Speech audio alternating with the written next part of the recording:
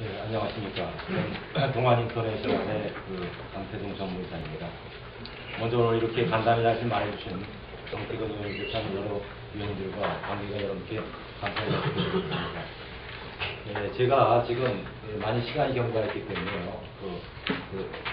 피해 사례 같은 것을 그냥 생략을 하고 제가 오늘 이 입법을 특별법을 추진하시는데 저희들이 희망하는 사항만 간략하게 두 가지만 말씀드리고 말을 마치겠습니다.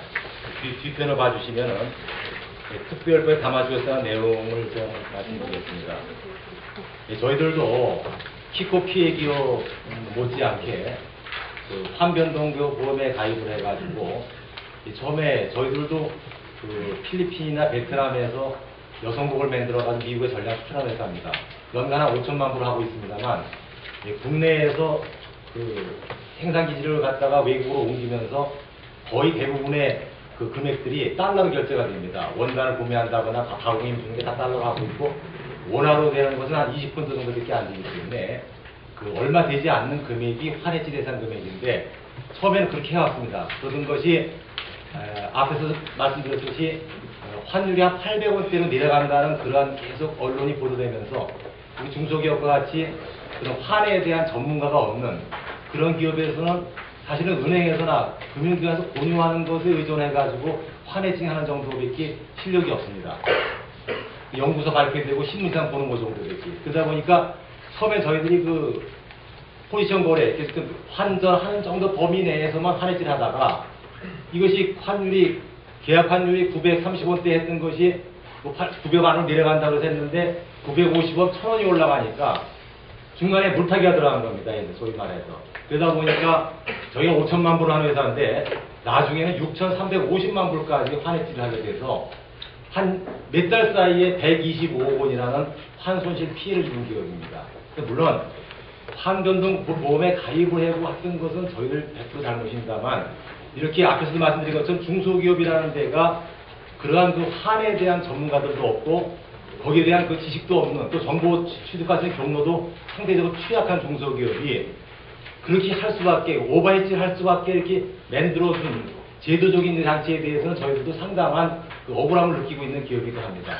그래서 손실 입어가지고 발생돼가지고 나온 거에 대해서는 저희들도 저희 100% 책임이 있는데 문제는 여기서 그냥 어느 누구도 모른 채 하고 지나가기에는 지금도 계속 저희들 같은 경우는 수출을 오다가 계속 태도하고 있거든요. 그리고 기업이 도산하면서 겪어져는 영업 내적인 요인에 의해서 기업이 부실화된다 할 것 같으면은 그건 아무도 허술할 수가 없습니다.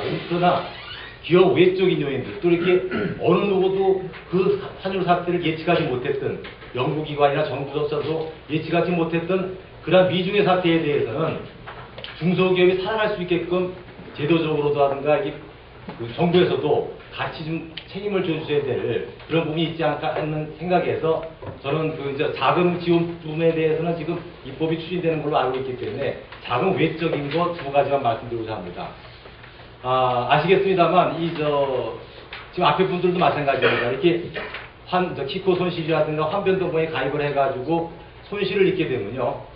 그것이 바로 재무제표에 반영이 돼가지고 은행에는 아까 말씀드린 것처럼 어떤 패스트트랙이라든가 저희 같은 환변동보 환손실 대출을 받아서 정리를 했을 거 아니겠습니까? 그러면 그것만큼이 부채로 올라가게 되고 손실 발생한 것만큼이 재무제표에 반영이 되기 때문에 저희 같은 경우는 125억 손실 나면서 2009년도에 108억의 단기 순손실이 발생했습니다. 그렇게 되면서 은행에서는 대출을 진행하게 될 때 신용평가를 하게 되거든요. 신용평가를 할 때 자본금 잠식이 당할 것 같으면 무조건 그거는 최하위 등급으로 가버립니다. CC 등급으로 떨어지게 되죠. 자본금 잠식하면요. 그러니까 모든 대출도 안 되고 심지어는 기간이 더 오래되면 상환 요구를 하게 됩니다. 특별히 요즘에 와서는 또 신용보증기금 같은 경우에는 무조건 기일 도래되는 거에 대한 대출의 20% 레이파라는 게 아니라 전체 신용보증기금의 총 한도액 저희 30억 8,500인데 한도액이 20%를 레이프하지 않으면 기한 도래되는 것을 갱신을 안 해줍니다. 그래서 설마 그것을 갱신 안 해줄까 싶어가지고선 3번, 4번을 찾아가서 저희 사정을 얘기했는데 실제적으로 제가 거래하고 있는 은행에 그런 사례가 있더라고요. 20% 매입을 안 하면 연체를 시켜버립니다. 이 연체를 시키면 어떻게 합니까? 우리 같이 이렇게 계속 오다가 도래되고 있는 기업이 최소한의 그 연장을 해줘야 될 거 아닙니까? 했더니 그 자기들이 알 바가 아니라는 거예요. 자기들은 최소한의 금년도에 목표가 있어가지고 그것을 자기들에게 한도가 없기 때문에 우리 같이 많이 나가는 업체들한테 회수를 해가지고 써야 되겠다 이런 얘기입니다. 논리가. 그래서 저희들의 그러한 그 피해 사례를 암만 얘기하고 저희들 같은 경우는 몇 년만 좀 저희들한테 좀 연장을 좀 해주시면은 저희가 회생할 수가 있는 기업이니까 그렇게 좀 연장해 주십시오. 근데 그게 말이 통하지 않는 상태입니다. 그래서 저희가 바라고 싶은 거는요, 이 환변동 보험이나 키코 손실기업 업체들이 그 손실액만큼을 좀 은행에서 이렇게 시험평가할 때 그만큼을 띄어내 주시고 반영을 해 주시면은, 그래서 시험평가 해 주시면은 저희들로서 좀 숨을 트고 당분간 저희들이 좀 회생할 수 있는 기간을 좀 벌어주시면은 저희들 살 수 있지 않겠나 하는 바람에서 그 신용평가할 때 좀 손실금액만큼을 좀 제외하고 시험평가 반영을 해주시고 또 그렇게 법으로 또 해줘도 실제로 은행원들이 움직이지 않습니다. 자기들 나중에 취급자한테 나중에 그런 모든 게 책임이 들어올 것 같아서 하기 때문에 그런 면책 조항 같은 것을 넣어줘가지고 한시적으로 얼마 기간 동안은 이것을 취급하는 직원에 대해서는 책임을 묻지 않겠다는 그런 면책 조항 같은 것들을 좀 넣어서 입법을 해주시면은 감사하겠다는 말씀을 드리고요. 그리고 아까 앞에 잠깐 말씀드렸습니다만 또 한 가지는 저희들이 회생이 될 때까지는 좀 상환, 시험보증인 같이 20% 상환을 무조건 그냥 의무적으로 획일적으로 그어가지고 무조건 해라고 그러면 저희들은 못합니다. 저희는 손 놔야 됩니다. 심지어 제가 가가지고 그랬어요.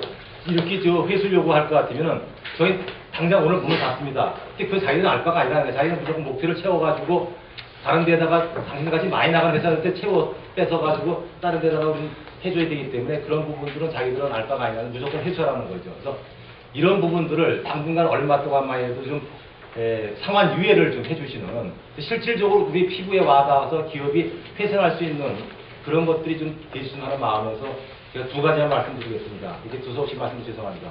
좀 잘 좀 입법해 주셔가지고 저희 같은 피해 기업들이 살 수 있게 해주시기 바랍니다. 감사합니다.